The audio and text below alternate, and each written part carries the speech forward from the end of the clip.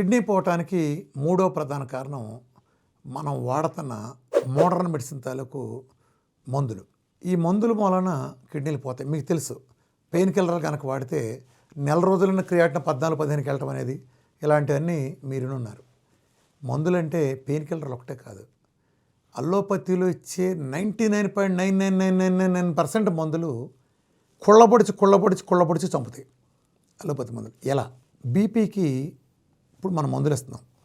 మీకు తెలుసా, బీపీకి ఇచ్చే మందు పిల్ల మీ బీపీని మీరు చచ్చే వరకు అలాగే ఉంచడంతో పాటు, అంటే తగ్గించదు, అలాగే ఉంచడంతో పాటు మీ కిడ్నీల్ని డ్యామేజ్ చేస్తుంది. ఎలా అంటే జస్ట్ ఒక ఉదాహరణ చెప్తాను. బీపీకి వేస్తున్న మందుల్లో ప్రధానంగా ఏస్ ఇన్హిబిటర్లు ఏ రకంగా కిడ్నీని డ్యామేజ్ చేస్తాయని ఒకసారి చూద్దాం. మీకు ర్యాష్ సైకిల్ గురించి తెలిసే ఉంటుంది కదా. మనకి కిడ్నీ నుంచి వచ్చిన రెనిన్, లివర్ నుంచి వచ్చిన యాంజియోటెన్సినోజన్, ఈ రెండు కలిస్తే యాంజియోటెన్సిన్ 1 అవుతుంది. దానికి లంగ్ నుంచి వచ్చిన ఏస్ కనుక కలిపినప్పుడు యాంజియోటెన్సిన్ 2 అవుతుంది. ఆ తర్వాత అది రెండు రకాలుగా, ఒకటి వ్యాసో కన్స్ట్రక్షన్ ఉపయోగపడుతుంది, రెండోది ఎడ్రినల్ గ్లాండ్లో ఆల్డోస్టెరాన్ని క్రియేట్ చేయడం ద్వారా శరీరంలో అనేక విధులు, అంటే ముఖ్యంగా వాటర్ రీఅబ్జార్ప్షన్ కానీ సోడియం రీఅబ్జార్ప్షన్ కానీ ఇది అద్భుతంగా ఉపయోగపడుతుంది.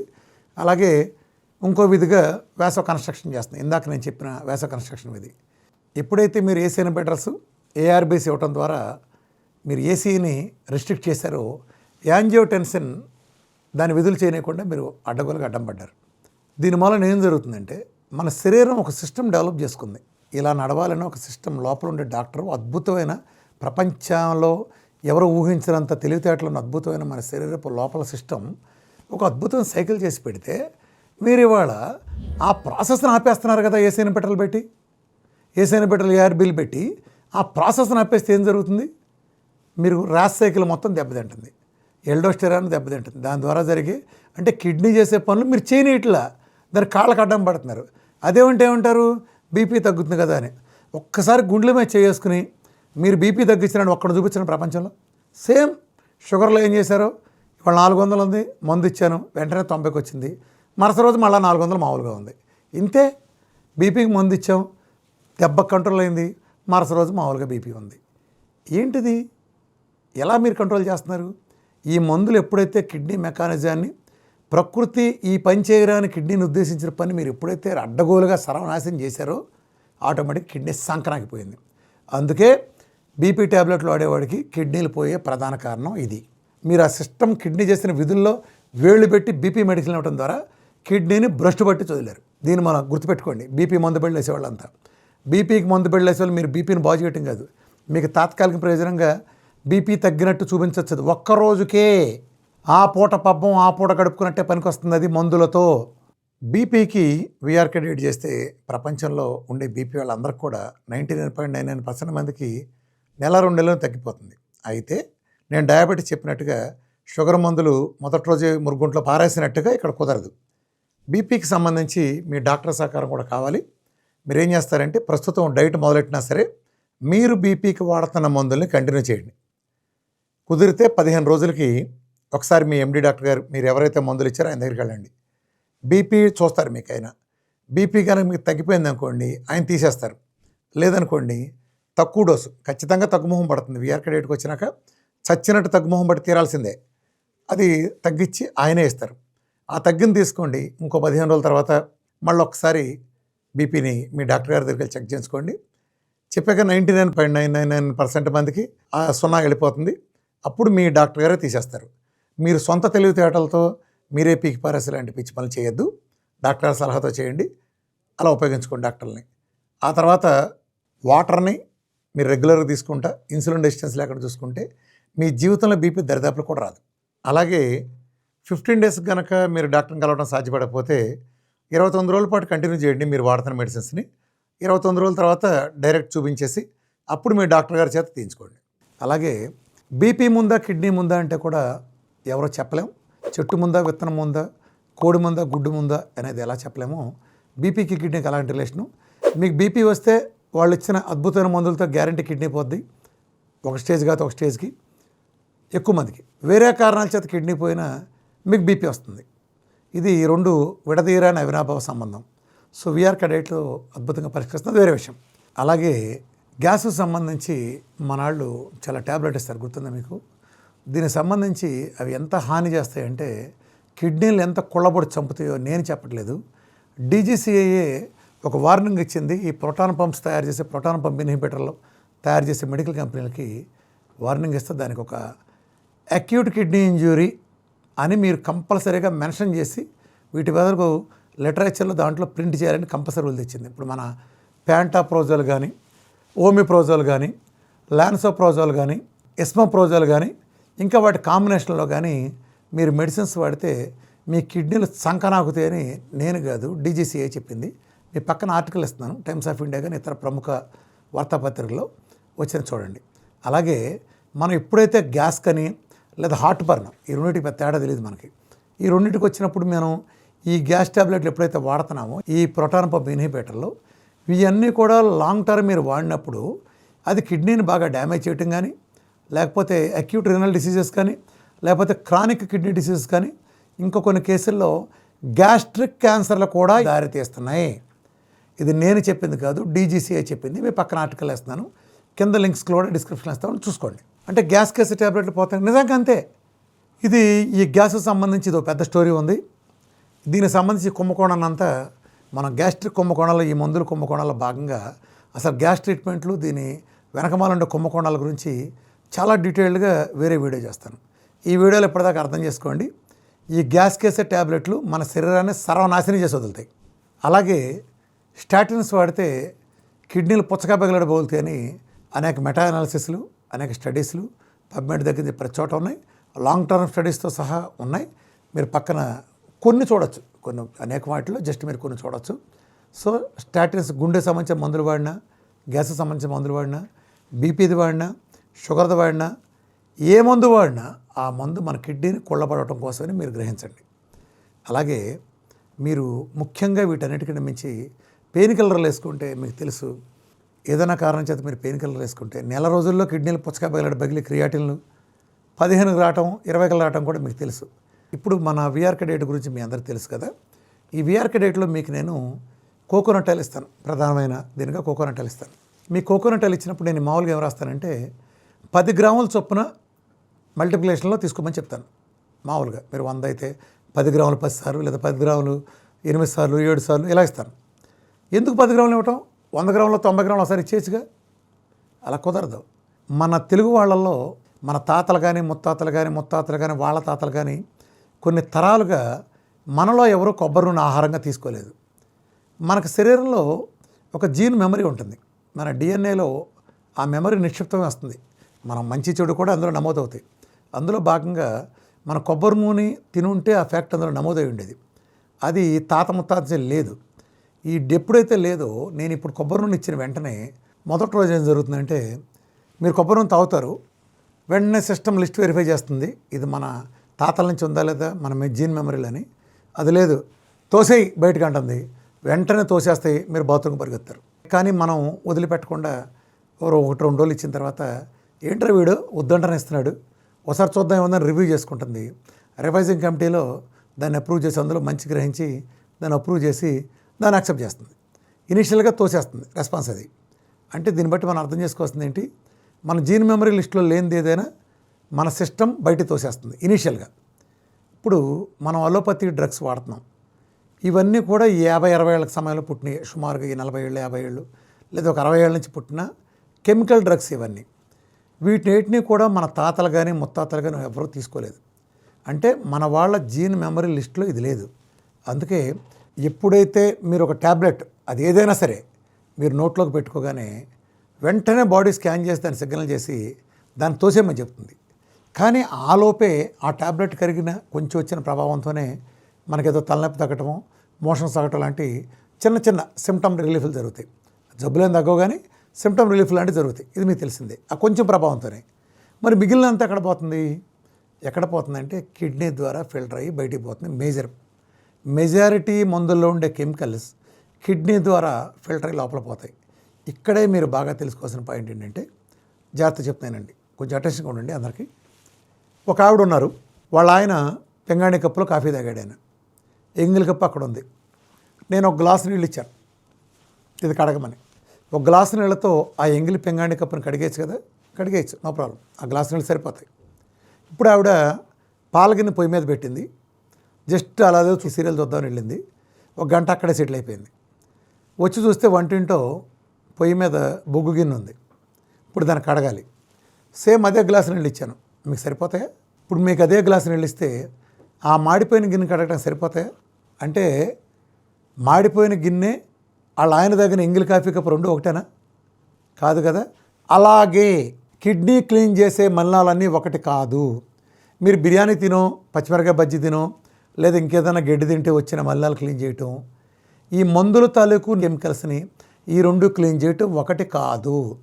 ఆ గ్లాసు నీళ్ళతో మీరు కడగలేరు. ఎందుకు కడగలేరంటే ముఖ్యమైన కారణం, 5 లీటర్ల నీళ్ళు తాగాల్సిన మనం ఇవాళ లీటర్ నుంచి లీటర్ల నీళ్ళకి పరిమితం అయిపోయాం. ఈ తక్కువ నీళ్ళకి మీరు తినే బిర్యానీతో బజ్జీలో మడ్డి కడగలమేమో, కానీ మందుల తాలూకు కెమికల్స్ని మనం ఇచ్చే ముష్టి నీళ్లు క్లీన్ చేయలేవు.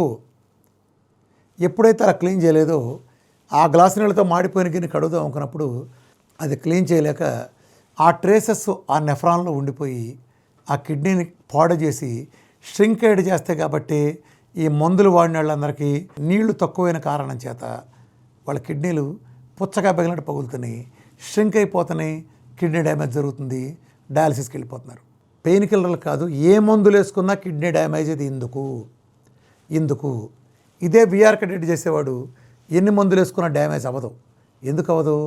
నేను 5 లీటర్ నీళ్ళు ఇస్తున్నాను. ఇప్పుడు ఇందాక మాడిపోయిన గిన్నెని నేను గ్లాసు నీళ్ళతో కడగలేరన్నాను. బిందె నీళ్ళతో కడగచ్చుగా, బిందె నీళ్ళతో కడుగుతాం, గ్లాసు నీళ్ళతో కడగలేము. అర్థమైందా? సో నీళ్ళు ఇవ్వట్లేదు.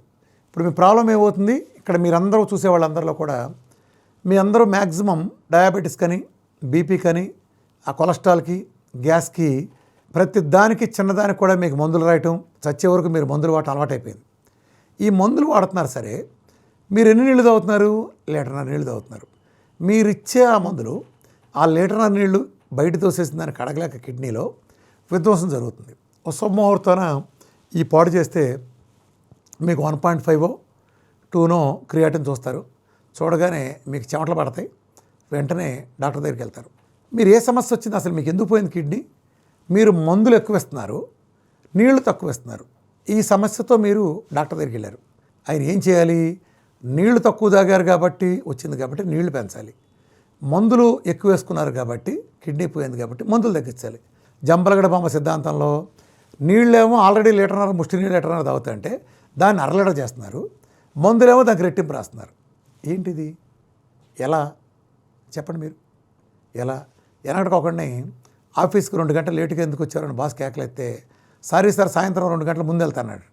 అలా ఉంది. అలాగే మీరు చేసేది. అలా ఎలా తగ్గుతుంది? సాయంత్రం లేటుగా వెళ్తానలా కానీ ముందు వెళ్తానంటే ఏంటి? అంటే మీ ప్రాబ్లం నీళ్లు తక్కువ అవటం, నీళ్లు తక్కువగానే మీరేం చేస్తున్నారు? వెళ్ళి ఇంకా తగ్గిస్తున్నారు, మందులు ఇంకా వేస్తున్నారు. అంటే ఇందాక మాడిపోయిన గిన్నెకి వస్తే గంట సేపు మాడిన గిన్నెని 2 గంటలు మార్చి ఆల్రెడీ ఉన్న గ్లాసు నీళ్ళని కప్పు నీళ్ళు చేస్తున్నారు. అంతా రివర్స్ చేస్తున్నారు. అందుకే ఒకసారి కిడ్నీ డ్యామేజ్ అయినాక డయాలసిస్ నుంచి జన్మలో ఎవడో బయట రాలేదంటే ఇది కారణం.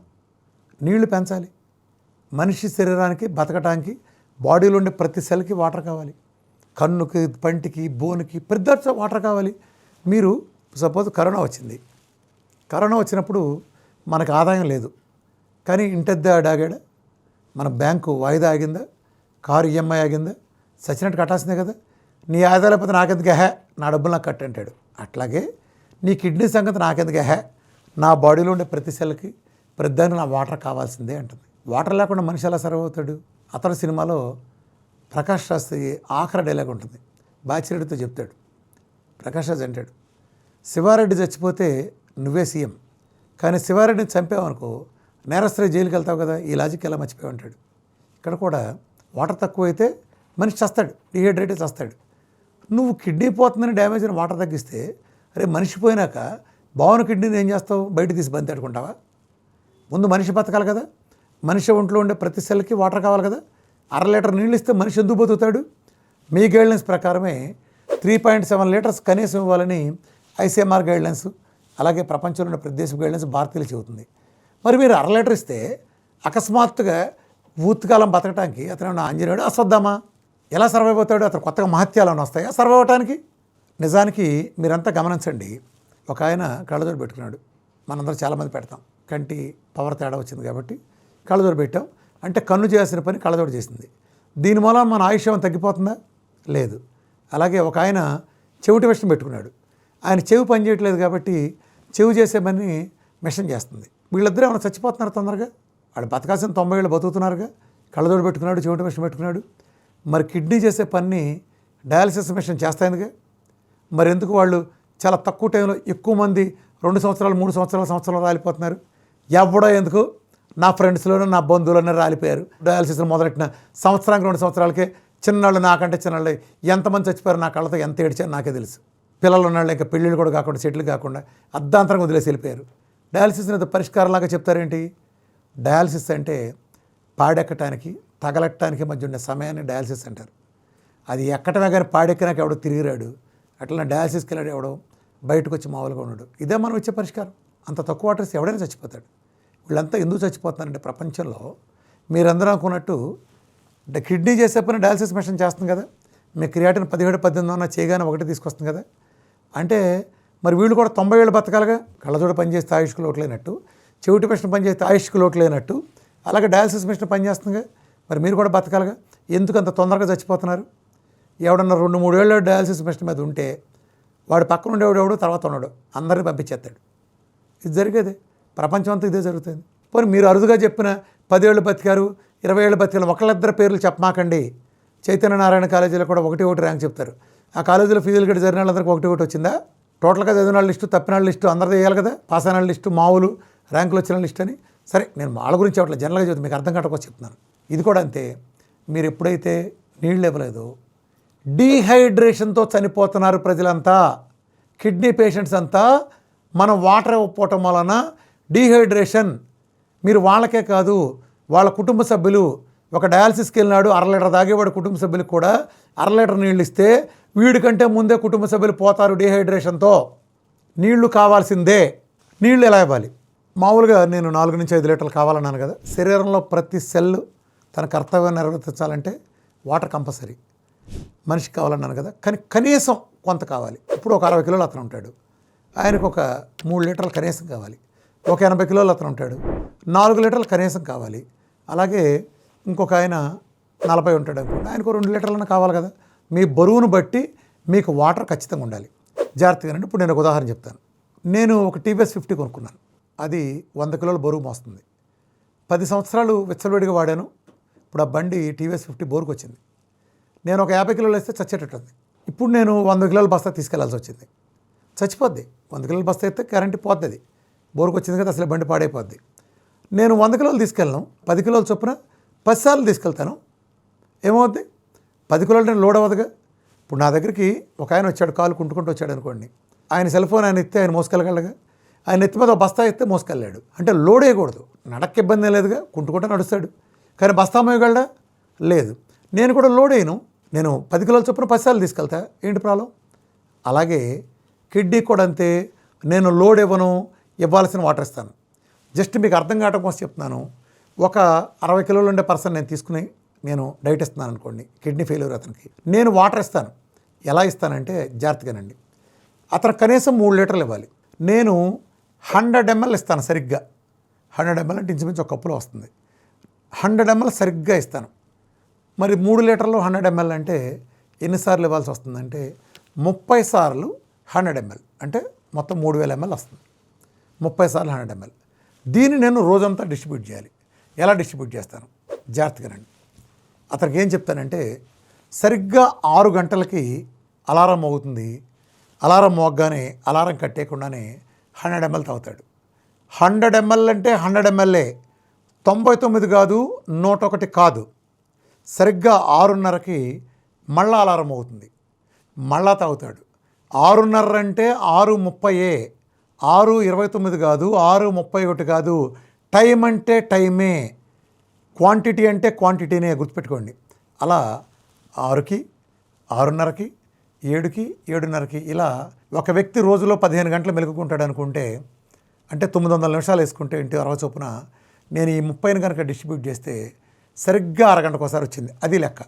సో ప్రతి 30 నిమిషాలకి సరిగ్గా 100 mlని 30 సార్లు ఇస్తాను. చార్ట్ వేసుకుంటే ఇలా వస్తుంది.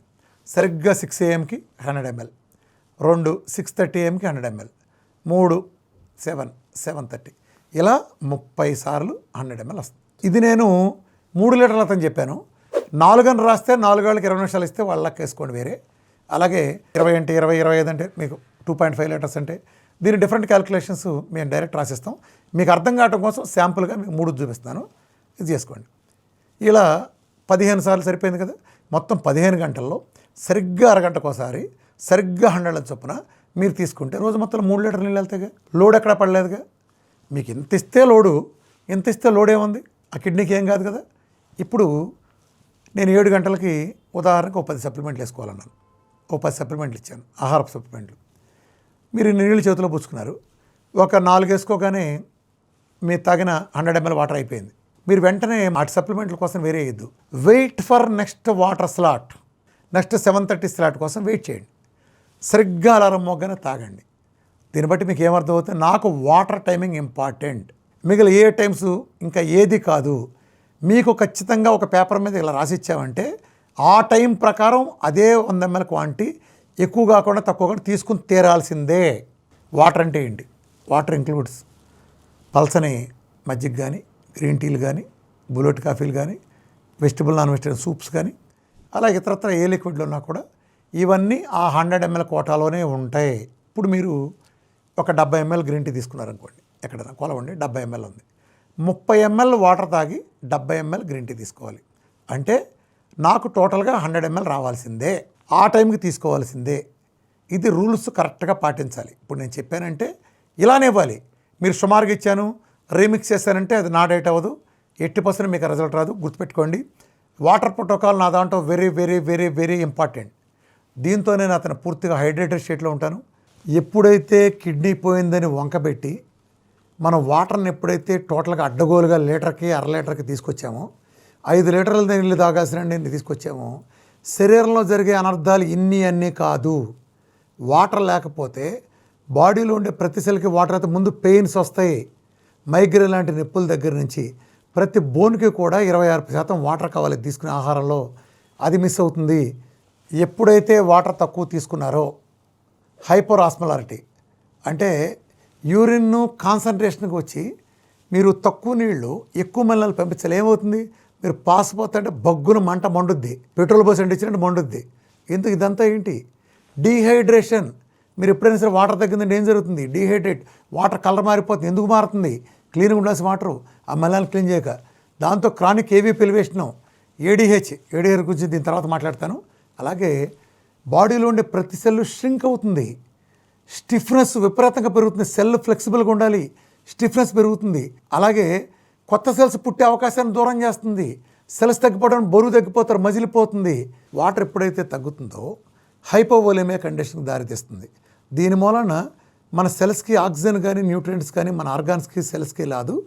ప్లస్ మజిల్ లాస్ అవడంతో విపరీతమైన ర్యాబ్డోమయాలసిస్, దాని కారణంగా పెయిన్స్, వాటర్ లేకపోవటం మూలంగా ఫ్యాట్ ప్రోటీన్ ఆక్సిడేషన్ అవటం, దాని కారణంగా ఇన్ఫ్లమేషను, దాని కారణంగా వచ్చే ఇస్కిమియా ఇందాక చెప్పాం. అట్లాగే ఆర్గాన్ ఇంజురీ రిస్క్ కూడా దీంట్లో బాగా ఉంటుంది. అట్లాగే వాటర్ లేకపోవటం వలన బ్లడ్ ఫ్లో బాగా తగ్గిపోతుంది. బ్లడ్ ఫ్లో తగ్గడం ఇందాక చెప్పినట్టు బీపీలు పెరగటం కానీ, కాగ్నేటివ్ ఇంపైర్మెంట్ రావటం కానీ, అలాగే వాస్కులర్ సంబంధించి కూడా చాలా హెవీ రిస్క్ ఉంటుంది. అలాగే ఏటీపీ ఎఫిషియన్సీ అడ్డగోలుగా పడిపోతుంది. మైటోకాండ్రియాలో సరిగ్గా వాటర్ అబ్జర్ప్షన్ లేకపోవటం వలన దాని కారణంగా మెటబాలిక్ డిస్రప్షన్ జరుగుతుంది. అలాగే వాటర్ తక్కువ అవటం మూలంగా మీరు కిడ్నీ పోయినాలు గమనించి ఉంటారు. నిద్రకి మెలకువదనానికి డిస్టర్బెన్సెస్ వస్తాయి. మీ ఎప్పుడు పడద్దో తెలియదు, ఎప్పుడు నిద్రపోతారో ఎప్పుడు లేస్తారో తెలియదు. అర్ధరాత్రి 2 లేచి కూర్చుంటారు, మధ్యాహ్నం 2 పడుకుంటారు, రకరకాలు జరుగుతాయి. నిద్ర మీద మీ అదుపు ఉండదు. మెటబాలిక్ డిస్టర్బెన్స్ టోటల్గా స్లీప్ అండ్ వేక్ డిస్టర్బెన్సెస్ జరుగుతాయి. ప్రసవమైన వాళ్ళకి నొప్పులు ఎంత కామనం, కిడ్నీ పోయిన వాళ్ళకి వామిటింగ్స్ కొండ నెత్తి మీద ఉంటుంది రెడీగా. ఎందుకు అలా? మిగిలిన ఎన్ని జబ్బులు ఉంటే లేనిది ఎందుకు ఉంటుందంటే, ఎప్పుడైతే కిడ్నీ పోయిందో ఫస్ట్ చెప్పాను కదా, మన వచ్చే సలహా, ఆ ఉచిత సలహా వాటర్ తాగమాకండి. డీహైడ్రేట్ అయినప్పుడు వచ్చే సమస్యలు. ఇప్పుడు మీరు అందరూ ఒక్కసారి మీ వేలు ఇక్కడ పెట్టుకోండి, అంగిట్లో పెట్టుకోండి. మీకు తడి తగిలింది కదా, కింద అంతా ఎలా ఉంది, సేమ్ అలాగే ఇలాగే ఉంటుంది. వాటర్గా ఆ మెత్తగా స్మూత్గా ఉండేది ఇలాగా ఈ ఆహారం వెళ్ళే పైపు ఇసోఫాగస్ అంటాం కదా, ఇది ఎలా ఉంటుంది. ఎప్పుడైతే మీరు వాటర్ తగ్గించారో ఇక్కడ లిక్విడ్స్ ఎండిపోతే నోరు ఏమవుతుంది, అలా ఈ పైప్ కూడా అలా అయినప్పుడు మీరు తినే ఆహార పదార్థాలు దాన్ని డ్యామేజ్ చేసి ఈజీగా అల్సర్లు ఏర్పడడానికి అవకాశం ఉంటుంది. కాబట్టి ఎప్పుడైతే నీళ్లు తగ్గించారో ఆ స్మూత్నెస్ పోయిందో శరీరం దాన్ని కాపాడుకునే ప్రాసెస్లో భాగంగా మనకి వామిటింగ్ సెన్సేషన్ రిలీజ్ చేయడం చేత ముందు మనం తింటాన్ని జడుస్తాం. మీకు ఎప్పుడైతే ఇక్కడ సెల్స్కి ఇది ఇక్కడ వాటర్ దెబ్బతింటుందో దీన్ని ప్రొటెక్ట్ చేసుకోవడం కోసం శరీరం ఇచ్చే సిగ్నల్ మన వామిటింగ్ సిగ్నల్ లాగా ఇది పంపిస్తే ఇక్కడ ఉండే ఇసోఫాగస్లో ఉండే మ్యూకస్ దెబ్బతింటుందన్న భయంతో ఎప్పుడైతే ఆ వామిటింగ్ సెన్సేషన్ రిలీజ్ చేసిందో మనం వెంటనే తినటం మానేస్తాం. ఎవరికైనా వాంతులు అయిన వాళ్ళు చూడండి నోట్లో పెట్టుకొని జడుస్తారు, ఎందుకంటే మనం కక్కేస్తాం భయంతో. ఒక రకంగా డ్రై అయిన ఇసోఫాగస్ని దాన్ని ప్రొటెక్ట్ చేసుకోవడం కోసం ఈ వామిటింగ్ సెన్సేషన్ని క్రియేట్ చేస్తుంది. వాంతులు అవడానికి ఇంకో రీజన్ ఏంటంటే జిఏ హార్మోన్స్ అన్నీ ఎక్కువగా ఉత్పత్తి అయ్యి అవి కిడ్నీలో అక్యూములేట్ అవ్వడం కారణం చేత కూడా వామిటింగ్ ఫీలింగ్ కలుగుతుంది. వీటిని మనం నిజంగా కడుపులో ఎలక్ట్రోలైట్స్ కూడా మొత్తం అంతా బయట తీసుకొచ్చేసి నీరసం తెప్పించి వేసే వాంతులకు అనవసరం లేదు. ఒక రకమైన సైకలాజికల్ ఫీలింగ్, అంటే ఆహారం చూడగానే ఇరిటేషన్ కలిగే ఫీలింగ్. అది ఇసోఫాగస్ని వాటర్ ఇవ్వలేదు కాబట్టి ఇసోఫాగస్ ఆ స్మూత్నెస్ పోయినందుకు గాను ఆ ఇసోఫాగస్ కాపాడుకోవడం జరిగే ప్రయత్నమే తప్ప వామిటింగ్ రావడం అనేది ఇది నిజంగా వచ్చే వాంతులు కాదు. మీరు ఎవరో భయపడాల్సిన పని లేదు. వాంతులైనా సరే మీరు శుభ్రంగా ఆహారం తీసుకోండి. వాంతులను అధిగమించడానికి 4 పద్ధతులు ఉన్నాయి. నెంబర్ 1, మీ ఇంట్లో నిమ్మకాయ పచ్చడి కానీ దబ్బకాయ పచ్చడి కానీ ఉంటే ఆ ముక్కని మంచినీళ్ళలో కడిగి బుగ్గన పెట్టుకోండి. క్యాసెట్ ఏ, క్యాసెట్ బి, క్యాసెట్ మార్చండి. కొరకొద్దు, మింగద్దు, ఊట దిగుతూ ఉంటుంది. ఇది ఒక ఎఫెక్టివ్ పద్ధతి వామిటింగ్స్ ఆపడానికి. రెండవది ఇంకా ముఖ్యమైనది, ఇంత అల్లం మొక్క చిన్న చిన్న మొక్కలు కోసి పక్కన పెట్టుకోండి. పొయ్యి మీద నేను ఇందాక కిడ్నీ వాళ్ళకి వాటర్ గురించి చెప్పాను కదా, 100 ml తీసుకోవాలని. వాటర్ పొయ్యి మీద పెట్టి బాగా మసిలిన తర్వాత పొయ్యి కట్టేయండి. పొయ్యి కట్టేసిన తర్వాత మీరు చిన్నగా కట్ చేసి పెట్టుకుని అల్లం ముక్కలు తీసి దాంట్లో వేసి పైన ఒక మూత పెట్టండి. సరిగ్గా 10 మినిట్స్ గ్యాప్ తర్వాత మీరు దాన్ని తీసి వడకట్టి తీసుకోండి. ఇలా మీరు నీళ్ళ కోట మీకు ఇందాక ఇచ్చాను కదా, 15 సార్లు 16 సార్లు 17 సార్లు ఇలా ఉంటుంది మీకు రోజువారీ కోటాలో. ఆ 100 ml కోటాలోనే మీరు 6-7 సార్లు తీసుకోండి. ఇది రెండో పద్ధతి. ఇక మూడో పద్ధతి ఏంటంటే, మీరు అలోపతి వాళ్ళ సహకారంతో జోఫర్ కానీ వామికైన్ లాంటి మెడిసిన్స్ ఏదన్నా తాత్కాలికంగా వాటి హెల్ప్ తీసుకోవచ్చు. డాక్టర్ల సహకారం తీసుకోండి. అలాగే 4వది లాస్ట్ది, ప్రపంచంలో హైయెస్ట్ వాంతులైన గిన్నెస్ రికార్డుకి ఎక్కినాడు కూడా ఆపగలిగే అద్భుతమైన 4వ ప్రాసెస్ ఏంటంటే, మీరు అలోపతి వాళ్ళ సహకారంతో ఒక నార్మల్ సెలైన్ ఎన్ఎస్ తీసుకుని దానికి ఒక మల్టీవిటమిన్ ఇంజెక్షన్ చేయించుకుని వాంతులు ఆగటానికి ఇంజెక్షన్స్ ఉంటాయి. జోఫర్ నుంచి ఇంకా అనేక హై డోసుల్లో ఉంటాయి. మీరు ఏ స్థాయిదైనా ఆపగలిగే డోసెస్ ఉంటాయి. డాక్టర్ల సహకారం తీసుకోండి. ట్యాబ్లెట్ కంటే ఇంజెక్షన్ వెరీ పవర్ఫుల్. ఆ ఇంజెక్షన్ని ఆ ఎన్ఎస్కి చేసుకుంటే ఏ స్థాయి వాంతులైనా ఆగి తీరాల్సిందే. అంటే నిమ్మకాయ పచ్చడి మొక్క నుంచి హైయెస్ట్ డోస్ ఆఫ్ దాకా మీకు ఏది సెట్ అయితే అది వేసుకోండి. ప్రపంచంలో నాకు వచ్చింది చెప్పండి అంటే అలా కుదరదు. మీకు ఏది సూట్ అయితే అది చేసుకోండి. ఇంకా అత్యుత్తమైన మార్గం ఏంటంటే కాంబినేషన్ అంటే ఒక నిమ్మకాయ పచ్చడి ముక్క కడిగి బొగ్గన పెట్టుకుని అల్లం నీళ్ళు 4-5 సార్లు తాగుతా, ఒక జోఫర్ లాంటి ట్యాబ్లెట్ వేసుకుని ఎన్ఎస్లో ఏదైనా ఒక మల్టీవిటమిన్ చేయించుకున్నప్పుడు ఎన్ఎస్లో పెట్టి చేయించుకోండి. ఈ 4 కాంబినేషన్లు చేసినప్పుడు డాక్టర్ల సహకారం తీసుకోండి. మరింత అత్యుత్తమైన ఫలితాలు చూస్తారు. వీఆర్కే డైట్ని మీరు సిన్సియర్గా చేస్తే చక్కగా అన్ని రకాల క్రానిక్ డిసీజులు, ఆల్మోస్ట్ అన్ని రకాల ఆటోఇమ్యూన్ డిసీజులు అన్నీ చక్కగా తగ్గుతాయి. కానీ బేసికల్గా మీరు క్రానిక్ డిసీజెస్తో బాధపడుతున్న దగ్గరికి వచ్చేటప్పటికే మీకు కాస్త ఇబ్బందికరమైన కండిషన్ ఉంటుంది. ప్రపంచంలో ఎక్కడ తక్కని జబ్బులు కాబట్టి. సో మీకు కొన్ని సైడ్ ఎఫెక్ట్లు ముందే ఉండటం సహజం. అలాగే డైట్ మొదలెట్టినప్పుడు మొదట్లో వాంతులు అవటం కానీ, విరోచనాలు అవటం కానీ, లేదా ఇతరత్ర నీరసంగా ఉండటం, కళ్ళు తిరగటం లాంటి, అంటే మీరు సరిగ్గా తినక లేదా కొన్ని వాటర్ సరిగ్గా తీసుకోవటం లాంటి వాటి వల్ల జరిగినప్పుడు మీరు నిరభ్యంతరంగా మోడర్న్ మెడిసిన్ అద్భుతమైన ఎమర్జెన్సీ ప్రోటోకాల్ ఉపయోగపడుతుంది కాబట్టి అలోపతి మెడిసిన్ని చక్కగా ఉపయోగించుకోండి. వాంతులు తాగటానికి, లేకపోతే విరోచనాలు తాగటానికి, నీరసం వచ్చి కళ్ళు తిరిగితే పడిపోతే ఆ కొంచెం సెలైన్లు పెట్టించుకోవటానికి, ఇలాంటి పనులన్నీ కూడా మీరు నిరభ్యంతరంగా అలోపతి ఎమర్జెన్సీకి సంబంధించి ఈ ప్రపంచానికి అత్యుత్తమైన తిరుగులేని ప్రోటోకాల్. ఎవరి సర్వీసెస్ వాళ్ళు వాడుకోండి. అలోపతిలో ఈ క్రానిక్ డిసీజుల దగ్గర నుంచి ఏమీ తగ్గవు. వాళ్ళు జస్ట్ సిమ్టమ్ మాయం చేస్తారు తప్ప. కానీ ఎమర్జెన్సీలాగా మనం చెప్పే ఆ కళ్ళు తిరగటం ఇలాంటి ఇష్యూస్ అన్నిటికి కూడా ఏదైనా గుండెలో దడన్నా పట్టేసినా మీరు మా కోసం రావడానికి చూడొద్దు. వాటికి సంబంధించి అలోపతి డాక్టర్లు అద్భుతంగా చేస్తారు కాబట్టి వాళ్ళ హెల్ప్ తీసుకోండి. ఆ హెల్ప్ తీసుకుంటే డైట్ కంటిన్యూ చేయండి. ఎందుకంటే ఇక్కడ ప్రధానంగా 2 కారణాలు ఉంటాయి. ఏదైనా జబ్బులో 2 ఉంటాయి. ఒకటి జబ్బును తగ్గించడం, 2 జబ్బు తాలూకు సిమ్టమ్ని తాత్కాలికంగా తీసేయటం. ఈ రెండో దానికి అలోపతి అద్భుతంగా పనికొస్తుంది కాబట్టి మీ తాత్కాలిక సిమ్టమ్స్ అన్నిటికి కూడా ఖచ్చితంగా అలోపతి డిపెండ్ అవ్వండి. వాళ్ళు మోడర్న్ మెడిసిన్ ఈజ్ ఫర్ ఎమర్జెన్సీలో వాళ్ళకి దేవుళ్ళు అంటాళ్ళు, వాళ్ళ దగ్గరికి వెళ్ళి తీసుకుంటా చేయండి. మెయిన్ డిసీజ్ ఎలాగూ తగ్గించలేరు. ఆ 1-2 రోజులు మీరు ఎప్పుడైనా హాస్పిటల్ ఉండాల్సి వస్తే ఆ ప్రోటోకాల్ వాళ్ళది కంటిన్యూ చేస్తానే, అంటే వాళ్ళ డైట్ ప్రోటోకాల్ ఏమి ఉండదు. కుదిరితే డైట్ కంటిన్యూ చేయండి, లేదా మీకు కుదరకపోతే డిస్కంటిన్యూ చేసైనా సరే బయటికి రాగానే మళ్ళీ డైట్ కంటిన్యూ చేయండి. ఎమర్జెన్సీ అవసరం ఏదైనా సరే వీఆర్కే చేయలేడు, అలాగే హోమియోపతి, ఆయుర్వేదం, యునాని వీళ్ళెవరూ చేయలేరు. అది ఓన్లీ చేయగలదు కాబట్టి వాళ్ళు వాడుకుందాం. జబ్బులు తగ్గించడం పార్ట్ నేను చూసుకుంటాను. ఎమర్జెన్సీలో మీరు ఖచ్చితంగా అలోపతి హెల్ప్ తీసుకోండి. కిడ్నీ పోయిన వాళ్ళు ఉంటే నేను డయాలసిస్ కూడా వెంటనే తీయించను, గ్రాడ్యువల్గా ట్రై చేస్తాను. ఏదైనా అవసరం ఆయాసం అనిపించినా, లంగ్లో నీరు అనిపించినా మీరు అవసరమైతే 1-2 డయాలసిస్లు డాక్టర్ సలహా మేరకు వాళ్ళ పేరు తీసుకుంటారు కూడా నిరభ్యంతరంగా తీసుకోండి. కిడ్నీ పని చేయలేనప్పుడు తాత్కాలికంగా తీసుకుంటానే దీన్ని కొనసాగిస్తా అద్భుతమైన ఫలితాలు చూసుకోవచ్చు. లేని పక్షంలో మీకు బాగుందనుకుంటేనే మీరు డయాలసిస్ని ఇచ్చేస్తాం. నిజానికి డయాలసిస్ అంటే ఏం లేదు, జస్ట్ మీకు ఆ పూట కిడ్నీ చేసే పని మీకు చేసి పెడతాను, అంత తప్ప అదేమీ జబ్బు తగ్గించే పరిష్కారం కాదు.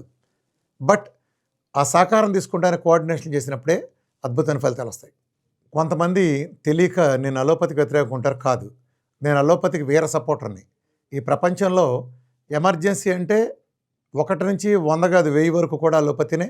అలాగే సర్జరీలు కానీ, ఇతర ప్రోటోకాల్ కానీ, అలానే ల్యాబ్ రిపోర్ట్లు కానీ, ఇలాంటి మోడర్న్ సైన్స్ అంతా అలోపతితో ఉంది.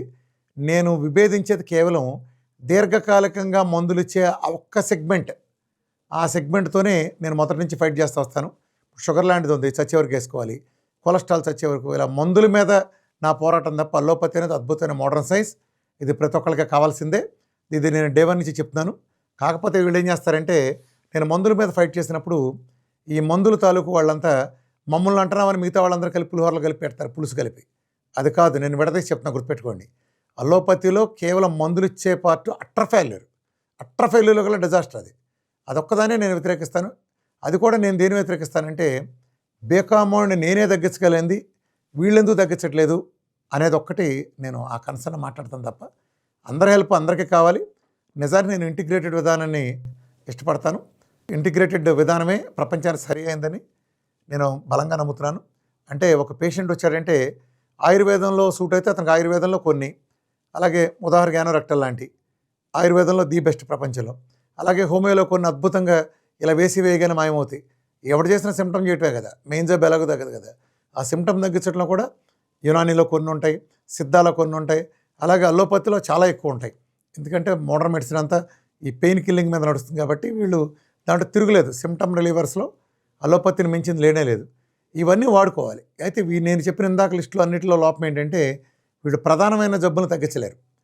మీరు షుగర్, బీపీతో సహా ఏ జబ్బులను తగ్గించలేరు కాబట్టి ఆ జబ్బులు తగ్గడానికి మార్గంగా వీఆర్కే డైట్ తీసుకుంటా వాటి ద్వారా వచ్చే సైడ్ ఎఫెక్ట్లు ఏమైనా ఉంటే దానికోసం మనం ఇతర అన్ని విధానాల హెల్ప్, ముఖ్యంగా మోడర్న్ మెడిసిన్ అలోపతి హెల్ప్, తాత్కాలికంగా వాడే మందుల విషయంలో అలోపతి హెల్ప్ తీసుకోమంటే షుగర్ జీవితాంత మందులు వాడండి, కొలెస్ట్రాల్ సచ్చే వరకు వాడండి, బీపీకి సచ్చే వరకు వాడండి, వాటికి కాదు, జస్ట్ సిమ్టమ్స్ వాటి వరకు నిరభ్యంతరంగా హెల్ప్ తీసుకోండి.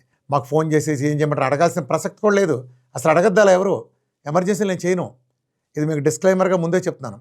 డైట్తో పాటు అది కూడా ఉపయోగించుకోండి. రాముడు రావణాసురుని కొట్టాడంటే ఊరినేలు కొట్టలేదు.